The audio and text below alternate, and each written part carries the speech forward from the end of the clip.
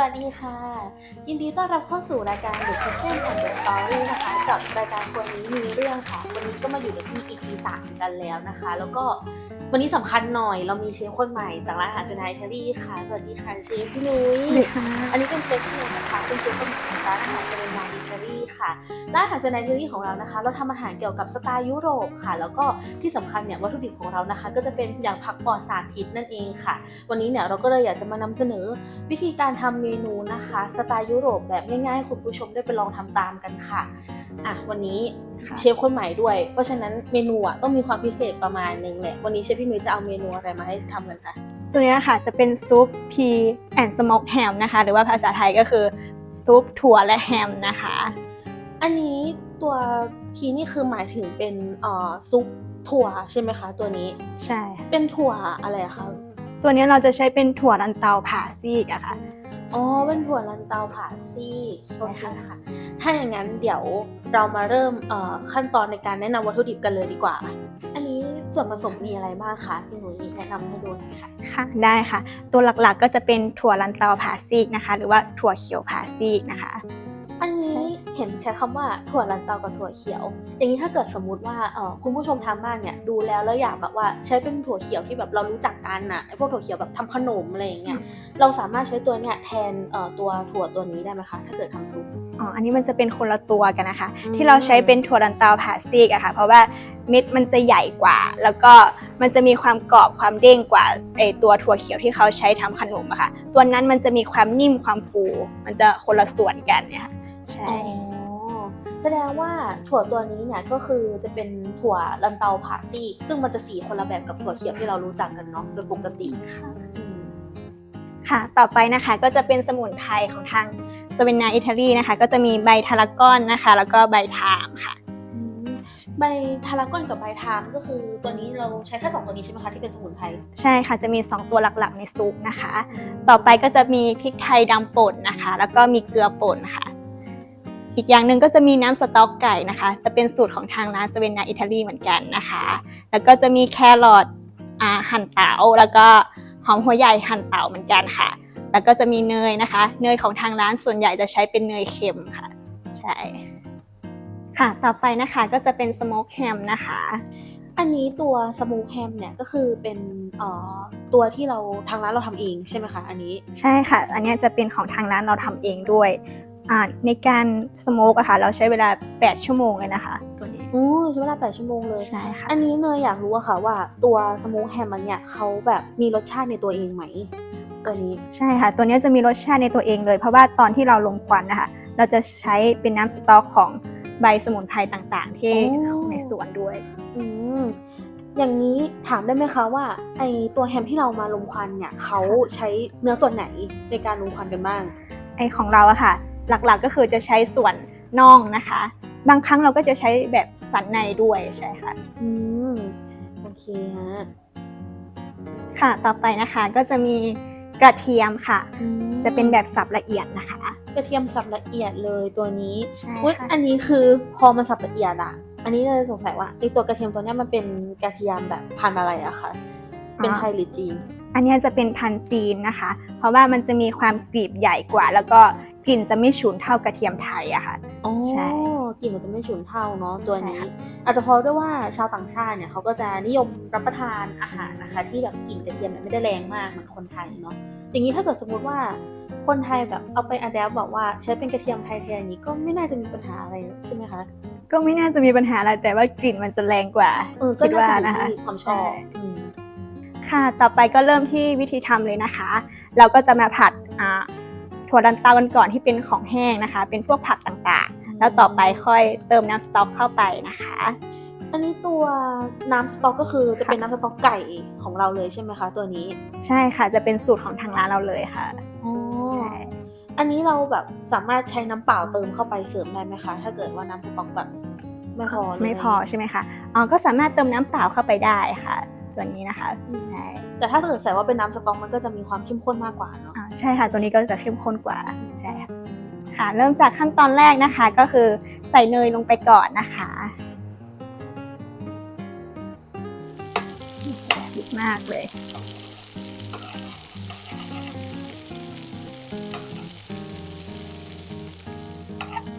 ให้แตกตัวก่อนนะคะ อันนี้เราใช้เนยแทนน้ำมันเหรอคะพี่นุ้ย ใช่ค่ะ ตอนนี้เราใช้เนยแทนน้ำมันนะคะ อืม ที่จริงเนยมันจะมีความหอมกว่านะพี่ว่าแต่พี่ว่าเร่งไฟนิดนึงประมาณนี้ แล้วเราก็เริ่มที่หอมหัวใหญ่ก่อนนะคะใช่อันนี้ก็คือเทลงไปหมดเลยที่เราเตรียมไว้ อันนี้จะเป็นหอมหัวใหญ่หั่นเต๋า อืม ใช่ค่ะ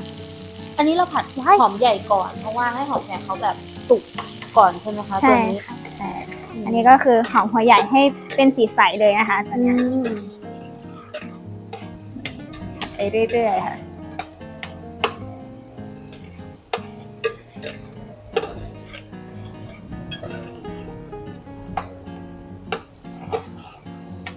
น้องเนยคิดว่ามันใสยัง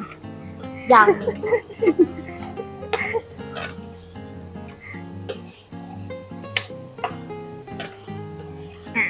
ประมาณนี้นะคะ พอหอมหัวใหญ่ใส่แล้วก็เป็นแครอทหั่นเต๋านะคะ ใส่ลงไปเลย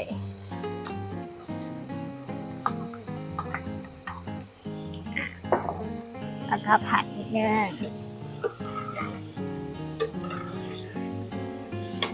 กลิ่นหอมขึ้นมาเลย พอแบบลงหอมใหญ่กับเนยกับแครอทเข้าไปอ่ะกลิ่นแบบตีขึ้นมาเลยคุณผู้ชม โอเคค่ะ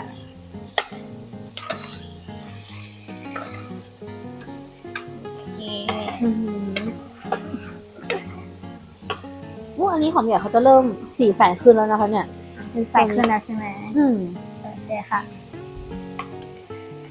ต่อไปเราจะใส่กระเทียมเพิ่มนะคะ ทำไมเราถึงไม่ใส่กระเทียมแบบตั้งแต่ขั้นตอนแรกค่ะ ต้องรอให้หอมหัวใหญ่เขาเปลี่ยนสีก่อนเนี่ยค่ะ ใช่ แล้วก็กระเทียมก็เพิ่มทีหลังได้ อันนี้มีความแตกต่างกับอาหารไทยอยู่นะคะ เพราะว่าปกติที่เนยเคยเห็นอะอาหารไทยก็จะมีการแบบใส่กระเทียมลงไปผัดก่อนส่วนใหญ่ ใช่ค่ะ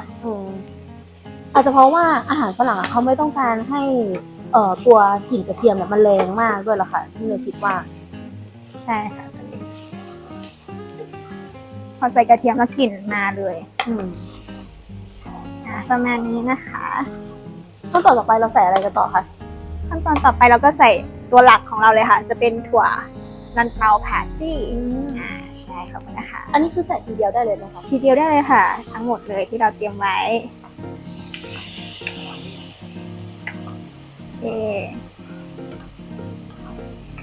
อันนี้จะเม็ดใหญ่กว่านะคะเนี่ยใหญ่ไหมขั้นตอนนี้ต้องระวังเขาติดกระทะนะติดหม้อที่พูดผิด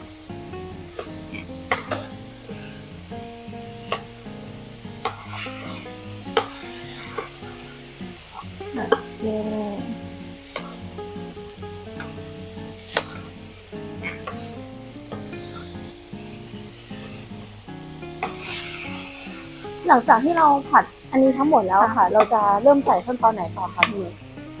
อันนี้ก็คือจะเป็นการใส่น้ำสต๊อกไก่เข้าไปแล้วค่ะใช่ โอเคอันนี้เราต้องรอให้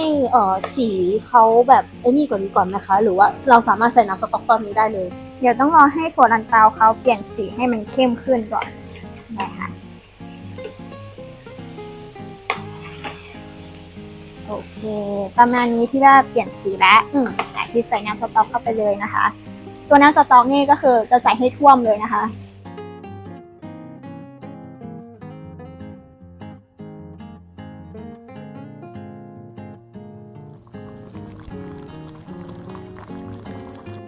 อันนี้ก็เห็นว่ามันเริ่มเดือดประมาณหนึ่งแล้วเนาะเริ่มแบบมีแบบปุดๆแบบตรงกลางนี้แล้วอันนี้เนยอยากรู้ค่ะว่าเราต้องรอให้เขาเดือดประมาณไหนก่อนคะเราถึงจะเริ่มใส่ขั้นตอนต่อไปเพราะตอนนี้เนยเหมือนจะเห็นว่ายังเหลือตัวแฮมเนาะแล้วก็ตัวสมุนไพรอะค่ะที่ยังเหลืออยู่ใช่ค่ะเดือดประมาณนี้ก็ได้แล้วค่ะเพราะว่ามันมีความเดือดตรงกลางแล้วนะคะเราก็จะใส่แฮมลมควันเข้าไปได้เลยนะคะโอเคที่เราเตรียมไว้ก็ใส่เลยต่อไปเราก็ใส่สมุนไพรของทางร้านสเวนนาอิตาลีนะคะ อันนี้หรือเปล่าใช่ค่ะตัวนี้เลยก็จะมีใบทารากอนนะคะใส่ลงไปประมาณ2 หยิบมือนะคะโอ ประมาณนี้เลย2 หยิบมือกันนิดนึง ก็มีกลิ่นต่างกันอยู่ใช่ไหมคะตัวนี้สองตัวนี้ ใช่ค่ะกินต่างกัน แล้วก็จะมีใบทามนะคะ2 หยิบมือเหมือนกันตัวนี้โอเคฟังนะคะใช่แล้วก็จะมีปรุงรสนะคะก็จะเป็นพริกไทยดำป่นนะคะใส่ไปนิดนึงก็พอตัวนี้มันจะมีความเผ็ดโอเคประมาณนี้นะคะ อันนี้ใส่เกลือเลยไหมคะพี่นุ้ยขั้นตอนนี้ เดี๋ยวลองชิมดูก่อนเพราะว่าเกลือค่ะ ถ้าใส่ลงไปอาจจะเค็มเพราะว่าตัวซุปเนี่ยมันจะมีรสชาติของสโมกแฮมแล้วก็ตัวของพริกไทยดำด้วย อ๋อ เดี๋ยวชิมก่อน ด้วยความที่อาหารของร้านเซนไนเฮลี่ค่ะ เราไม่เน้นปรุงรสด้วยนะคะ ส่วนใหญ่ก็เลยจะได้จากแบบความหวานจากหอมใหญ่เนาะแล้วก็ความเค็มเนี่ยอาจจะมาแบบตัวของสโมกแฮมอยู่แล้วอืม ชิมกันนะคะ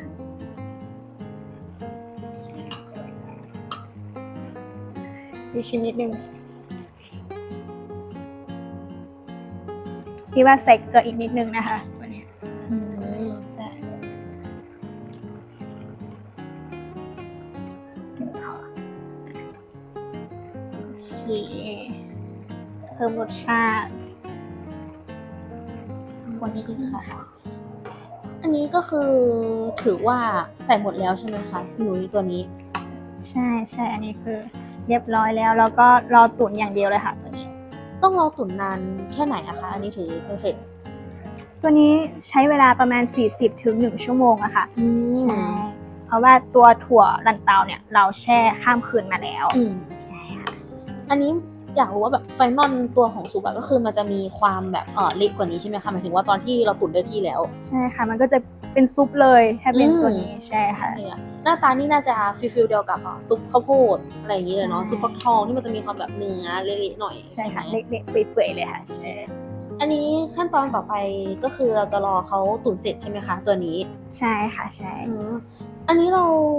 ตุ๋นเสร็จเรากินซุปแบบเพียวๆเลยไหมคะ หรือว่าแบบมีทานคู่กับขนมปังหรืออะไรอย่างอื่นไหมเพราะว่าก็เคยเห็นว่าแบบอย่างซุปข้าวโพดอะไรเงี้ยเขาก็มีทานคู่กับขนมปังแบบบาเก็ตเนาะที่เคยเห็น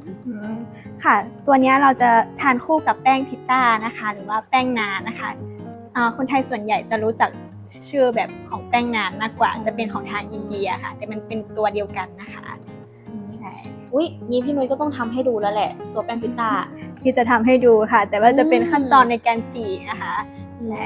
โอเคค่ะงั้นเดี๋ยวคุณผู้ชมนะคะ ก็รอชมในขั้นตอนต่อไปกันได้เลยค่ะ อันนี้ก็มาเข้าสู่ขั้นตอนถัดไปกันนะคะคุณผู้ชมก็จะเป็นในส่วนของการทำแป้งพิซซ่านั่นเองค่ะ อันนี้เราจะเอาแป้งพิซซ่ามารีดก่อนใช่ไหมคะตัวนี้ ใช่ค่ะนำแป้งพิตต้ามารีดก่อนนะคะ ขั้นตอนแรกเราก็ต้องโรยแป้งกันก่อนนะคะ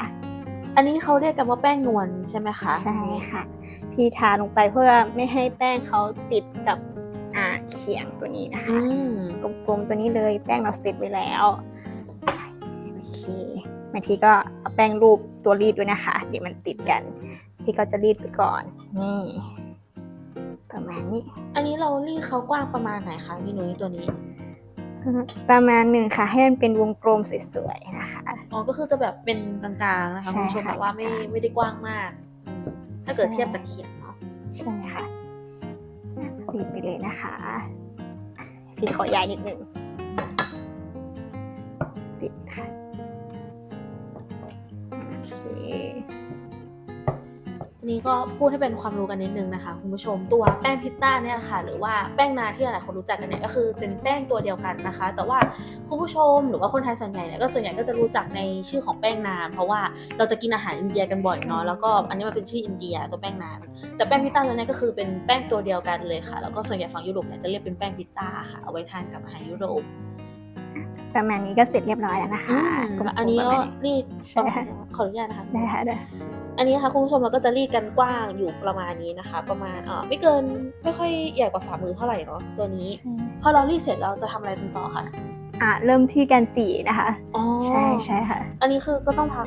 พักแป้งไว้ก่อนใช่ค่ะ โอเค โอเค ค่ะ อันนี้เราก็จะมาเริ่มขั้นตอนจีบแป้งพิซซ่ากันแล้วเนาะเมื่อกี้เราก็รีดกันไปใช่ไหมคะอันนี้พี่นุ้ยอธิบายนิดนึงค่ะว่าตอนที่เราจะจีบแป้งเนี่ยเรามีขั้นตอนอะไรกันบ้างคะตัวนี้ ค่ะสีแป้งตัวนี้ค่ะไม่ต้องใช้น้ำมันหรือว่าเนยนะคะ เราสามารถนำตัวแป้งที่เรารีดลงไปได้เลย ลงไปได้ ถ้า เลย กระทะร้อนพอประมาณนั้นนะคะ อันนี้เราใช้ไฟแบบแรงมากไหมคะหรือว่าแบบประมาณอ่อนๆค่อนไปกลาง ตัวนี้ก็คือใช้ไฟกลางได้เลยค่ะ อ๋อใช้ไฟกลางได้เลย ใช่ค่ะ แล้วก็รอแป้งนะคะ ถ้าแป้งเขาพองตัวนะคะ เป็นปุขึ้นมาแล้วก็กลับด้านได้นะคะพลิกไปพลิกมาได้เลยนะคะ พอแป้งออกจากเคลียมๆแล้วก็พอใช้ได้นะคะทั้งสองด้านใช่ค่ะตอนนี้เราลองแป้ง โอเคงั้นระหว่างรอพี่นุ้ยจีบแป้งนะคะเนยก็แบบมีประวัติของเมนูตัวนี้เนี่ยมาเล่าให้ฟังกันเล็กน้อยค่ะ ประวัติเนี่ยเอาจริงๆมีความเบื้องวังอลังการอยู่นะคือเกี่ยวกับกรุงเอเธนด้วยมีความเป็นกรีกมีความโรมันจริงๆประวัติอะค่ะย้อนกลับไปถึงแบบ400ถึง500 ปีก่อนคริสตศักราชเลยค่ะพี่นุ้ยปกติเนี่ยซุปถั่วตัวนี้นะคะซุปถั่วลันเตาหรือว่าพีแฮมซุปเนี่ยเขาจะเป็นซุปที่ชาวชนบทนะคะเขากินกันค่ะโดยชาวชนบทเนี่ยอย่างที่เรารู้กันนะคะว่าเขาก็จะแบบไม่ได้มีแบบ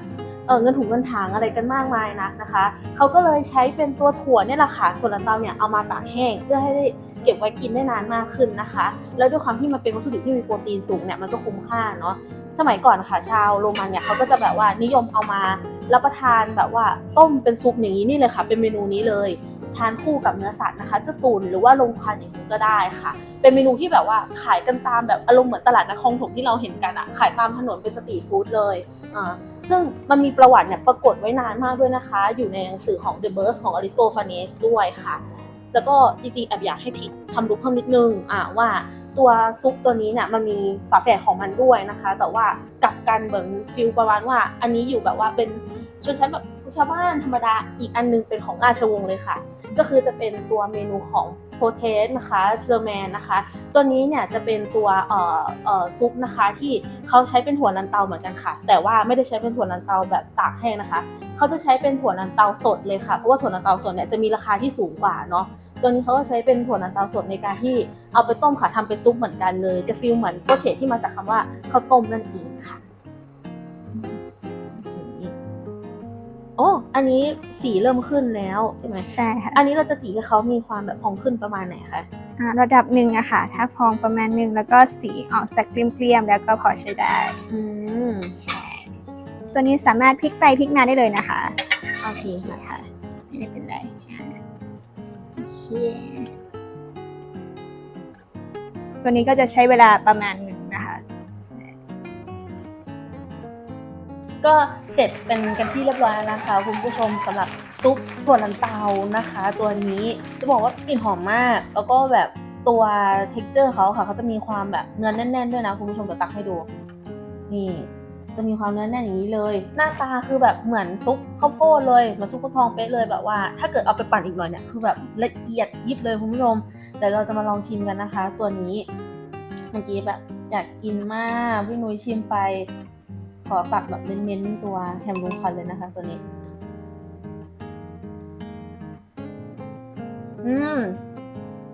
อร่อยนะคะตัวเท็กเจอร์ถั่วค่ะทุกคนคือมันแบบไม่ได้แบบว่าเปื่อยหรือว่าแบบยุ่ยเกินไปเลยนะคะมันจะมีความแบบกรุบๆของตัวถั่วอยู่อร่อยมากคือแบบเค็มกำลังดีเลยสำหรับนี่นะกินแบบกินกับแฮมแบบเค็มๆเลยเดี๋ยวเรามาลองอีกตัวนึงกินกับแป้งเดี๋ยวพี่นุ้ยฉีกแป้งให้หนูนะคะได้ค่ะโอเคประมาณนี้เนาะปกติกินไงคะเชฟต้องสาธิตแล้วแหละชิมให้ดูหน่อยเชฟต้องชิมใช่ไหมคะเนี่ยก็คือประมาณนี้ได้เลยค่ะ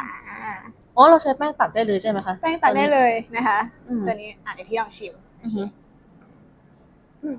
ขอชิมบ้าง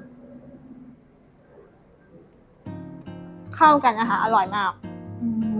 แป้งหอมตัวซุปหอมอร่อยค่ะมันคล้ายๆกับฟิลกินซุปข้าวโพดอยู่นะเพราะว่ามันจะมีความแบบเหมือนซุปข้าวโพดแล้วก็กินกับแป้งขนมปังบาเก็ตเนี่ยอันนี้ก็กินน้ำผึ้งข้าวเป็นไงคะอร่อยเนาะคือตัวแป้งมันมีความเกรียมมันหอมเหมือนแบบคล้ายๆขนมปังแซนด์วิชเลยทุกคนมากินกับซุปไม่อยากเก็บความอร่อยไว้คนเดียวนะคะถ้าเกิดว่าคุณผู้ชมท่านใดสนใจแล้วอยู่เชียงใหม่นะคะหรือไม่อยู่เชียงใหม่ก็ได้เดี๋ยวจะกระซิบว่าทำไมอยู่เชียงใหม่นะคะสามารถสั่งได้ที่ช่องทาง Facebook Line TikTok IG ของร้านเรานะคะหรือคุณผู้ชมที่ไม่ได้อยู่เชียงใหม่ค่ะเรามีแบบซีลแช่แข็งแล้วก็สามารถสั่งได้ที่ช่องทาง Shopee นะคะของร้าน7 Eatery ได้เลยค่ะก็ฝากติดตามนะคะกดไลค์กดแชร์กด Subscribe นะคะแล้วก็ขอกดกระดิ่งแจ้งเตือนไปด้วยนะคะจะได้ไม่พลาดคลิปถัด ไปของเรานะคะ เมนูน่าจะเป็นเมนูอะไรก็ฝากติดตามกันด้วยนะคะ วันนี้ก็ต้องไปก่อนนะคะบ๊ายบายค่ะ